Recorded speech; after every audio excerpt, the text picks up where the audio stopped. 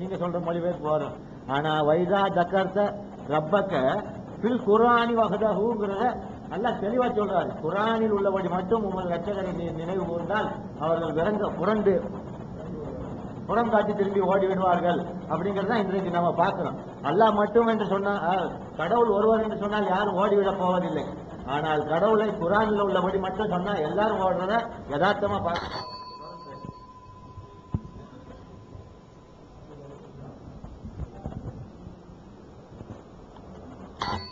சரி, அதாவதுங்க ஏற்கனவே நம்ம கேள்வி எடுத்து சொல்ல மாட்டாங்க. இதே மாதிரி தான் நம்மளோட எந்த கேள்வியாக இருந்தாலும் சரிதான். நம்ம இது மாதிரி ஒரு கேள்வியோட விட்டு போக முடியாது. நிறைய கேள்வி இருக்கு. அதாவது நம்ம இந்த ஒன்றை சொல்லட்டும், அதுக்கப்புறம் அடுத்தடுத்த பார்ப்போம். இந்த ஒன்னையும் சொல்லணும், கேமராவில் அவங்களும் சொல்ல முடியாது. குரான் இல்லையே. அவன் என்ன கேட்டார், குரான் மட்டும் எங்க இருக்கு, நம்மளுக்கு நம்ம கேட்ட கேள்வியை மட்டும் திரும்பி கேட்டு கிடைக்காது. நம்ம என்ன சொல்லணும்னு சொன்னா, அது 4 மாசம் என்னென்ன மாசம்னு குரான்ல காட்டணும். Very simple. இதை இவங்க காட்ட மாட்டாங்க கேமராவில் வரையில. இவங்க காட்ட மாட்டாங்கிறதுக்கு அடுத்தவங்க பேசாம இருக்க முடியுமா? அடுத்து இன்னொரு கேள்வி. குரானில் இவர்கள் குரான் மட்டும் போதாது, குரானும் வேண்டும், குரான் மட்டும் போதாது என்பதற்கு குரான்ல இருந்த இன்னொரு கேள்வி. குரான்ல இருந்தே இன்னொரு கேள்வி பாருங்க. ஏற்க என்ன கேள்வி கேட்டோம்? 4 மாதம் எது 4 மாதம் என்று குரான் இருக்கிறது, எது என்பதை குரானில் காட்டணும். காட்டுற இது மாதிரி இன்னொரு கேள்வி பாருங்க. அல்லாஹ் சொல்றான், யூசிக்குமுல்லாஹு ஃபீ அவுலாதிக்கும் லிذكر مثل حظ الأنثيين فإن كن نساء فوق اثنتين فلهن ثلثا ما ترك وإن كانت واحدة فلها النصف. அல்லாஹ் என்ன சொல்றானா,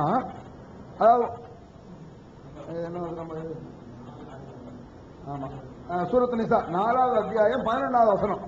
4வது அத்தியாயம் 11வது வசனம். அல்லாஹ் தஆலா உங்களுக்கு வசியத் செய்கிறான்.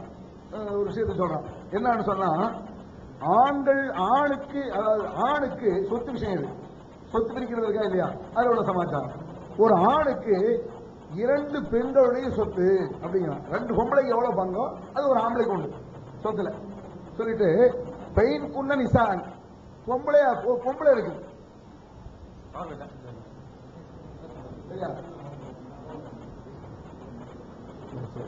பெயின் குன்ன நிசான் பௌக்கசனத்தையும் பலகுன்ன புதுசா மாத்தரக்க வெயின் காலத்து வாஹிதத்தன் பலன் நிஸ்பம்.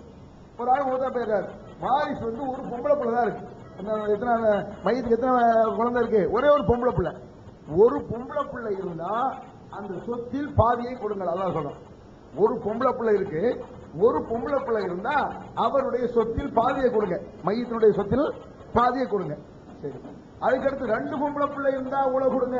அதுக்கு மேல இருந்தா அவ்வளவு கொடுங்கன்னா கேள்வி இல்லைங்க. நல்லா கவனிச்சு, கேள்வி என்னங்க நல்லா புரிஞ்சுக்கிறீங்க நீங்க. அந்த கேள்வி அவர்கள் பதில் சொல்றாங்களான்னு வரீங்க. கேள்வி என்னன்னா, ஒரு மையத்தினுடைய ஒரு மகள் இருக்கு, பொம்பளை பிள்ளை. அந்த மையத்தினுடைய சொத்துல சரிபாதி அந்த பொம்பளை பிள்ளைக்கு, சரிபாதி அந்த பொம்பளை பிள்ளைக்கு. 2 குழந்தை இருந்தால் இவ்வளவு கொடுங்க, 2க்கு மேல இருந்தா இவ்வளவு கொடுங்க அப்படின்னா 1க்கு அப்படி அதுக்கு மேல எல்லாமே அப்படின்னு வழங்கலாம். அல்லாஹ் என்ன சொல்றானா, ஒரு குழந்தை இருந்தால் இவ்வளவு, 2க்கு மேல இருந்தால் இவ்வளவு. 2க்கு அவ்வளவு சொல்லல. அதாவது 1க்கு இவ்வளவு கொடுங்க, 1க்கு மேல எப்படி இருந்தா 2 சொல்லிட்டான்னு அர்த்தம். நல்லா கவனிக்க. நீங்க 1க்கு ஒரு குழந்தையா இருந்தா இவ்வளவு கொடுங்க, 1க்கு மேல இருந்தா அது 2க்கு சொல்லியாச்சுன்னு அர்த்தம். 1க்கு மேல இருந்தா எப்படி கொடுங்கன்னு சொன்னா 2க்கு சொல்லியாச்சுன்னு அர்த்தம். அல்லாஹ் என்ன செய்யறானா, 1 இருந்தா இவ்வளவு கொடுங்க. அடுத்து என்ன செய்யறான், 2க்கு மேல 3 இருந்தா 1க்கு இருந்தா இப்படி கொடுங்க, அதுக்கு மேல கொடுங்க, 2 சேர்த்துக்கலாங்க. நல்லா கவனிக்கணும் கேள்வியை.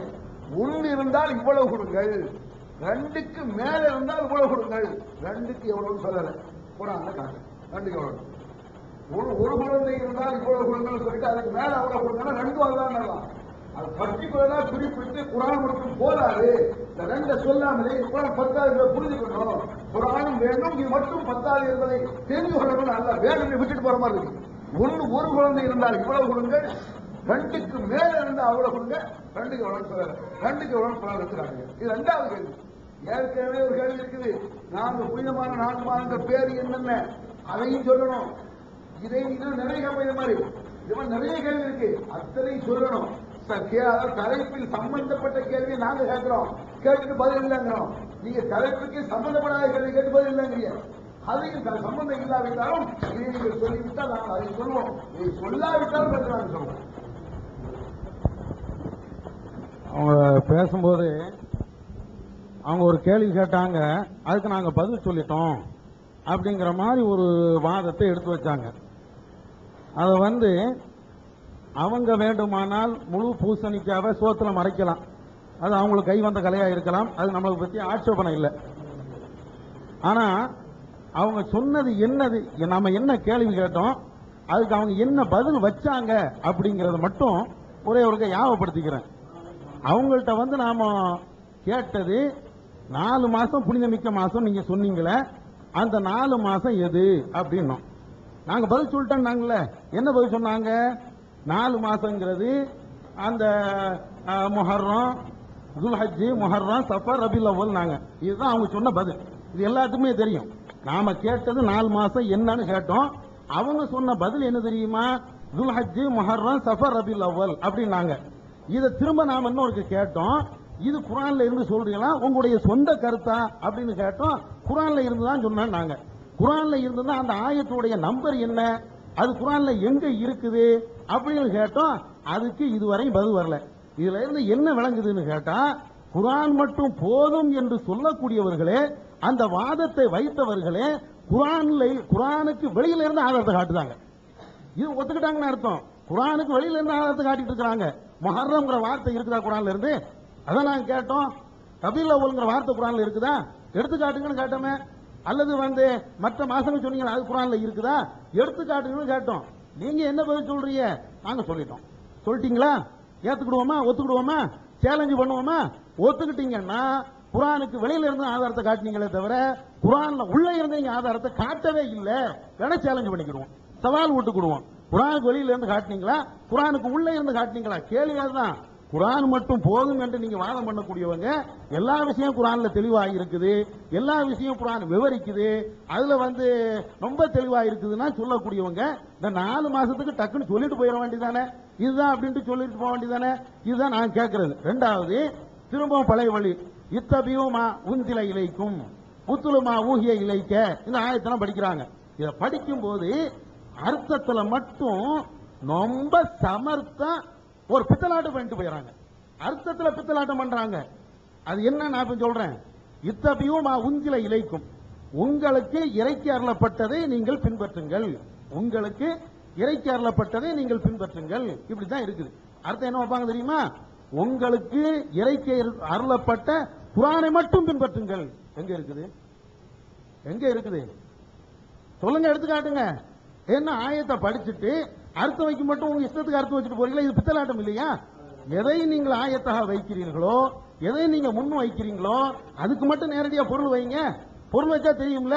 ஆயத்தை படிக்கிறது ஒண்ணு, வைக்கக்கூடிய அர்த்தம் ஒண்ணு. குர்ஆனை மட்டும் பின்பற்றணும், குர்ஆனை மட்டும் பின்பற்றணும் அல்லாஹ் எங்க சொல்லி இருக்கிறான்? இன்னொருக்கு சொல்றேன், உத்துலுமா ஊகிய இலைக்க, நபிய உங்களுக்கு அறிவிக்கப்பட்ட அந்த வஹியை நீங்கள், உங்களுக்கு எதை நாம் வஹியாக அறிவிக்கப்படுகிறதோ அதை மட்டும் ஓதுங்கன்னு இருக்குது. வஹியாக அறிவிக்கப்படுவதை ஓதுங்கன்னு இருக்குது. அது குர்ஆன் மட்டும் எங்க இருக்குது? இதானங்க நாங்க காலையில இருந்து கேட்டிருக்குது. குர்ஆன் மட்டும் எங்க இருக்குது? ஆயத்தை காட்டினீங்கல்ல, நீங்க சொன்ன அந்த வாதத்திற்கு நீங்க வச்ச அந்த அர்த்தம் அந்த ஆயத்தில் எந்த இடத்தில் அந்த மட்டும்ங்கிற வார்த்தை இருக்குது? ஒன்னே ஒண்ணு காட்டினீங்க, அதுவும் சரியில்லைன்னு நாங்க சொன்னோம், மறுத்தோம்.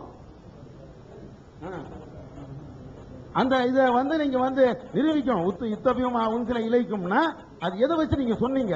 இப்படி தப்பான அர்த்தம்னா வைக்க கூடாது. ஏன்னா நீங்களும் ஏத்திருக்கிறீங்க. குர்ஆனுக்கு மாற்றமாக பேசினால் அது பெரிய பாவம்னு உங்களுக்கு தெரியும். குர்ஆன்ல இல்லாத ஒன்றை சொன்னா அது ஒரு பெரிய பாவம்னு தெரியும். தெரிஞ்சுக்கிட்டே இப்படி சொல்றீங்கன்னா இதை நாங்க பித்தலாட்டம்னு சொல்ல முடியும். குர்ஆன்ல இல்லாத ஒன்றை தான் நீங்க சொல்றீங்க.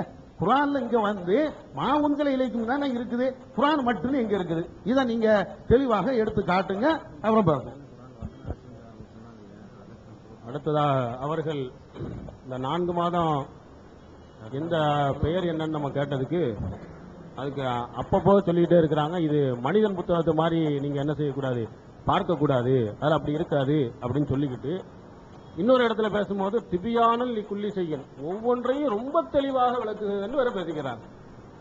குர்ஆன்ல இல்லாது எதுவுமே இல்லை என்று சொல்லக்கூடியவர்கள் அப்புறம் பார்த்தா மனித புத்தகத்தை மாதிரி தெளிவா இப்படி இப்படி இருக்கிறன்னு நீங்க பார்க்க கூடாது. ஒன்றுக்கு ஒன்று முரண்பட்டு பேசுகிறார்கள். எல்லாமே தெளிவா கிளியரா ரொம்ப சுத்தமா என்ன செய்யுது அதில் இருக்கிறது என்று சொல்றாங்க. ஆமா, மனிதன் தெளிவா பேசுவான், ஆனா அல்லாஹ்வால் தெளிவாக என்ன செய்ய முடியாது, பேச முடியாது, தெளிவா அல்லாஹ் சொல்ல மாட்டான் அப்படிங்கறத அல்லாஹ்வுடைய அந்த தன்மை, அவனுடைய விளக்கும் தன்மையை குறைபடுத்தி பேசிக்கிட்டு இருக்கிறாங்க.